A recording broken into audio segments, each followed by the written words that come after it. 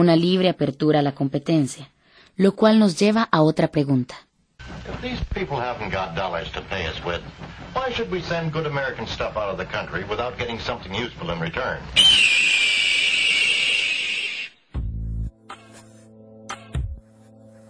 Para Estados Unidos, el TLC representa un crecimiento económico mínimo.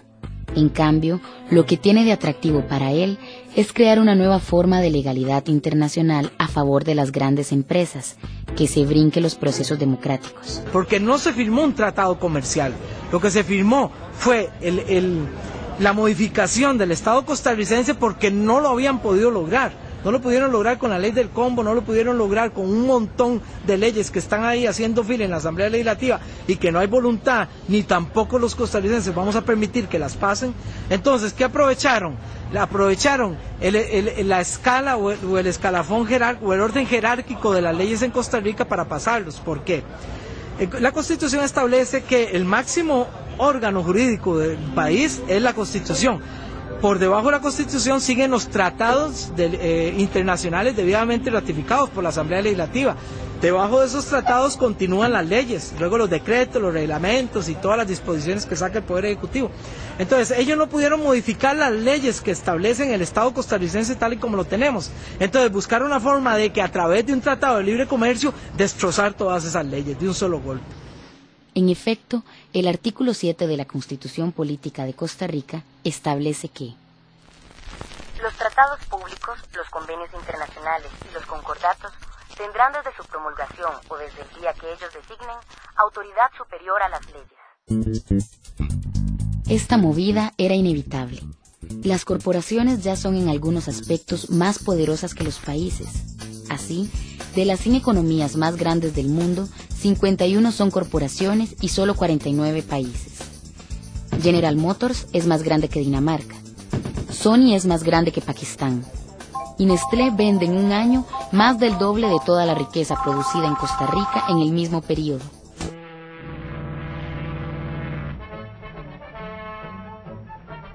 Para establecer su poder, las corporaciones iniciaron un proceso de destrucción de la soberanía de los países, sobre todo de los más pobres.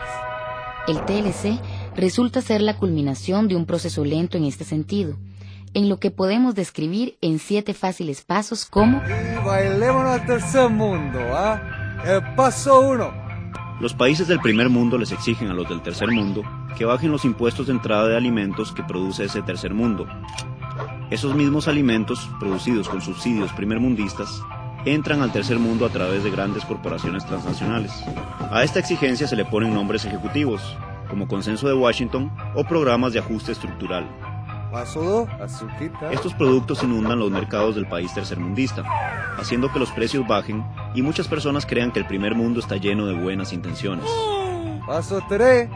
No obstante, los productores tercermundistas locales se van a la ruina, pues no pueden competir contra los subsidios primermundistas. Paso 4, ¿cuál es paso 4? ¿Ah? Las compañías transnacionales se aprovechan de esto, formando monopolios extranjeros que suben los precios a su antojo. Paso 5. Cuando por estos precios altos el país tercermundista se queda sin plata para comprar los productos que antes producía, debe pedir préstamos a amigables organismos financieros internacionales, como el Banco Interamericano de Desarrollo, el Banco Mundial o el Fondo Monetario Internacional, cuyos presidentes, por cierto, son impuestos por los países primermundistas. Hacemos paso 6. Paso 6. Como el país tercermundista no puede pagar los altos intereses de esos préstamos, que no están hechos para pagarse, los países primermundistas empiezan a presionarlo para que dé concesiones a sus empresas, de modo que éstas se puedan llevar gratis los recursos naturales del país y exploten a su sector laboral. ¿Cuántos pasos son, mi hermano? Son 7. Finalmente, para evitar embarazosos casos de corrupción transnacional, a esta presión se le da carácter legítimo mediante la firma de los así llamados tratados de libre comercio, que legalizan y hacen obligatorias las políticas de quitar impuestos del paso 1, de modo que se reinicia el ciclo de dependencia del primer mundo. Sabor. Todo esto es importante de entender, puesto que un argumento muy utilizado por los defensores del TLC es que la llegada de los bienes subsidiados favorece al comprador local del producto más consumido, que en Costa Rica sería el arroz. El arroz es el principal producto de la canasta básica, es el principal producto que comen los pobres de este país. Por lo tanto, ese producto debería entrar sin pagar aranceles a este país para favorecer que las personas de menos recursos puedan comprar arroz mucho más barato. Pero estos precios, inicialmente bajos, son una carnada de las transnacionales tendida para eliminar la competencia local y luego poner los precios a su antojo. Por ejemplo, en México, tras la firma del NAFTA, o Tratado de Libre Comercio de Norteamérica, por sus siglas en inglés, llegaron las transnacionales alimentarias Archer Daniels y Cargill a acaparar el mercado del maíz. El resultado fue que, desde entonces, el precio de las tortillas de maíz ha subido un 300%. No se espera algo muy distinto con el arroz en Costa Rica.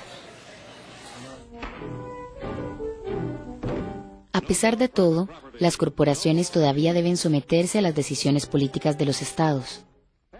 El interés con el CAFTA es experimentar con países pequeños un sistema de dominio totalmente legitimado de las corporaciones sobre la sociedad civil.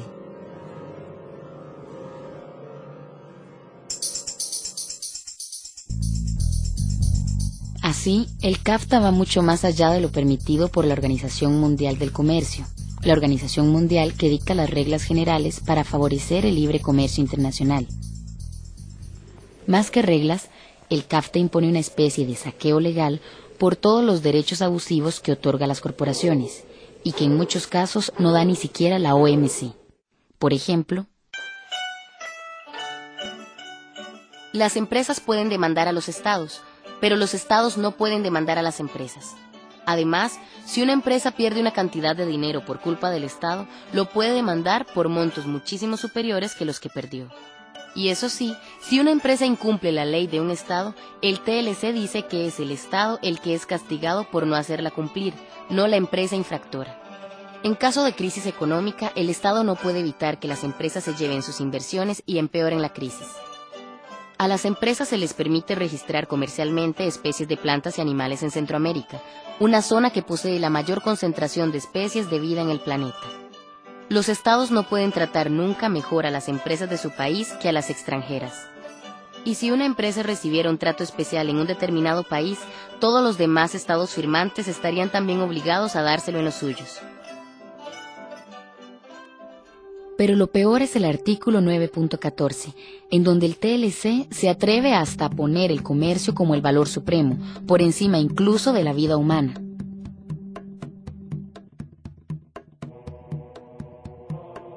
Ninguna disposición de este capítulo se interpretará en el sentido de impedir que una parte adopte o mantenga medidas que sean necesarias para proteger la salud o la vida humana, animal y vegetal.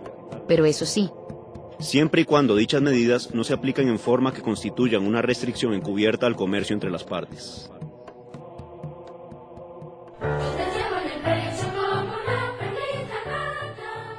O sea, según este tratado, su vida, la de su familia y la de su mascota pueden ser sacrificadas y con ello se preserva el comercio internacional. El mundo del TLC es un mundo del revés. Para él, las corporaciones no solo tienen derechos semejantes a los de las personas reales, sino que se vuelven seres de calidad superior que los ciudadanos de los estados.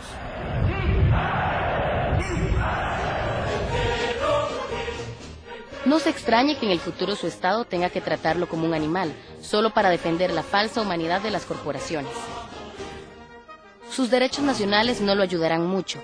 En la política mundial que dibuja el TLC, los estados nacionales se verán sistemáticamente obligados a no ser patrióticos.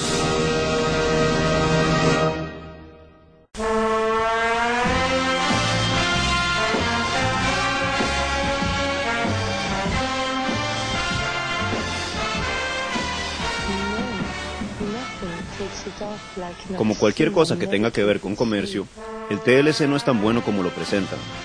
Veamos unas pequeñas exageraciones que se han hecho sobre sus ventajas. Sí, ojalá que de aquí a eso ya esté aprobado el TLC. ¿Y de qué nos sirve? ¿Cómo que de qué? Si lo aprueban, van a establecerse más empresas en Costa Rica y generar muchos empleos.